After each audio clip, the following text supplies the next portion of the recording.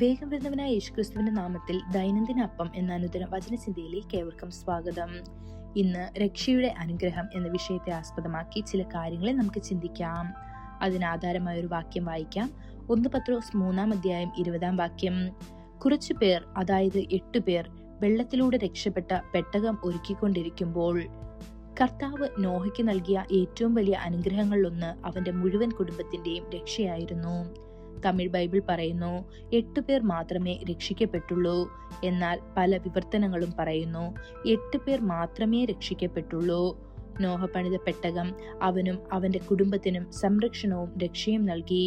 തിരുവെഴുത്ത് പറയുന്നു, വിശ്വാസത്താൽ നോഹ ഇതുവരെ കാണാത്ത കാര്യങ്ങളെക്കുറിച്ച് ദിവ്യമായി അരുളപ്പാട് ലഭിച്ചപ്പോൾ ദൈവഭയത്തോടെ ഉണർന്നു.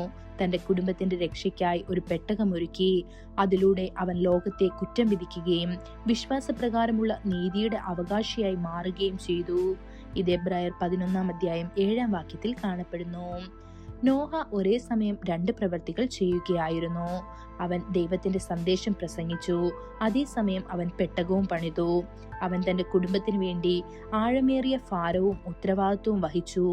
ദൈവമക്കളെ, നിങ്ങൾക്കും നിങ്ങളുടെ കുടുംബത്തിനും വേണ്ടി ആത്മാർത്ഥമായ ഒരു ഭാരവും ശ്രദ്ധയും കരുതലും ആവശ്യമാണ്. സന്തോഷത്തിന്റെയും രക്ഷയുടെയും ശബ്ദം നീതിമാന്മാരുടെ കൂടാരങ്ങളിലുണ്ടെന്ന് സങ്കീർത്തനം 118-15 വാക്യത്തിൽ തിരുവെഴുത്ത് പറയുന്നു. ഓരോ വ്യക്തിയും രക്ഷിക്കപ്പെടുകയും സത്യത്തിന്റെ പരിജ്ഞാനത്തിലേക്ക് വരികയും ചെയ്യണമെന്ന് ദൈവം ആഗ്രഹിക്കുന്നു. കാൽവറിയിലെ ക്രൂശിൽ യേശു ഇതിനകം രക്ഷ നേടിയിട്ടുണ്ട്.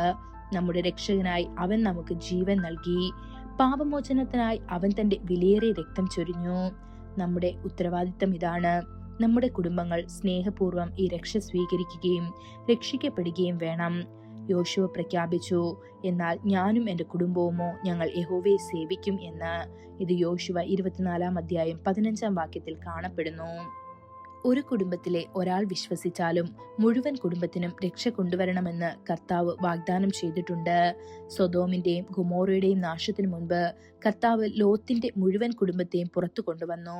ലോത്തിന്റെ ഭാവി മരുമക്കൾക്ക് പോലും അവൻ തന്റെ കൃപ നീട്ടി. അവർക്ക് രക്ഷ അനുഭവിക്കാനുള്ള അവസരം നൽകി. പക്ഷേ അവർ ആ കൃപ നിരസിച്ചു. വേശ്യയായ രാഹാബ് കർത്താവിൽ ആശ്രയിക്കുകയും ദൈവജനത്തിന് അഭയം നൽകുകയും ചെയ്തു. അവൾ തന്റെ വീട്ടിൽ ചുവന്ന ചരട് കെട്ടിയതിനാൽ അവളും അവളുടെ വീട്ടിലുള്ള എല്ലാവരും രക്ഷിക്കപ്പെട്ടു.